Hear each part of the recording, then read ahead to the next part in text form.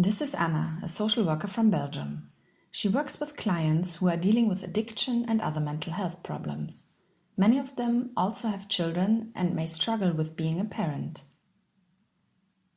Anna knows that the addiction of her clients can make the home situation difficult and that in these families the risk of abuse and neglect is greater than in others. Also, the children have a higher risk of developing problems or a mental illness themselves. Oftentimes, Anna's clients will wonder if they are a good enough parent and whether their children are suffering because of their addiction. Therefore, Anna wants to support her clients in their role as parents while looking out for the children and their well-being at the same time.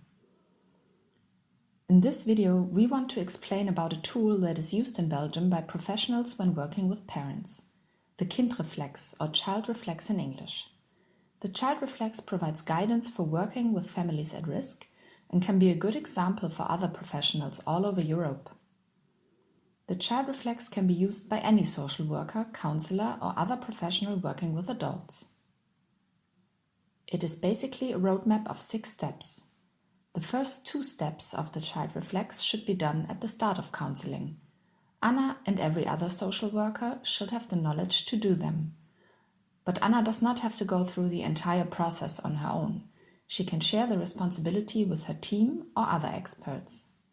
The first 3 steps should be done as a standard with every client. The next steps may not always be necessary. The Child Reflex encourages Anna to discuss the topic of parenting with her clients and helps her to detect troubling family situations. At the same time, the parents get the chance to talk freely about their children and the worries they have as a parent. So what are the 6 steps? It all starts with having a positive conversation about children and parenthood. In step 1, Anna explains to her clients that the topic of children and parenthood is a standard component in counseling and that they can talk openly about that topic. During the intake, Anna asks every client if the person is caring for children or is expecting a child and records relevant information in the client file. If a client has children, Anna makes an assessment of the home safety and well-being of the children in step 2. For this, she consults with colleagues because she knows that her own values may provide subjective judgment.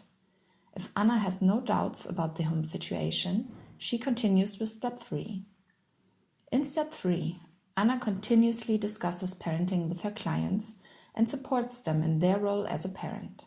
She asks about the children and parenting on a regular basis and discusses the impact of the situation on the children. When talking about parenting, Anna tries not to judge or stigmatize. She asks open questions and tries to create an open, accepting atmosphere. She also asks how the client feels about being a parent and what could be helpful for them. If Anna didn't have a quite safe feeling in step 2, she goes on to step 4. To make an assessment of the well-being of the children, Anna looks at risks and protective factors. She listens to the children and other key persons and discusses the case with her team. Together, they decide whether the situation is troubling, and if yes, Anna explores the client's willingness to change the situation. If she comes to the conclusion that the home situation is safe, she goes back to step 3. If the home situation seems troubling, but Anna sees willingness in the client, she goes on to step 5. In step 5, the aim is to restore a safe situation for the children. Anna engages with the client or involves an appropriate support facility. She involves the whole family and installs help for the children as needed. Anna continues to discuss parenting with the client on a regular basis and remains alert for troubling signs. If the situation improves, she can go back to step 3.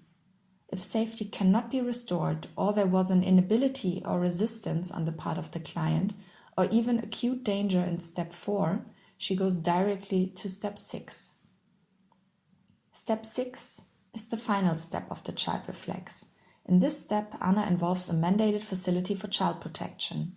She notifies the client and prepares him or her for the next steps.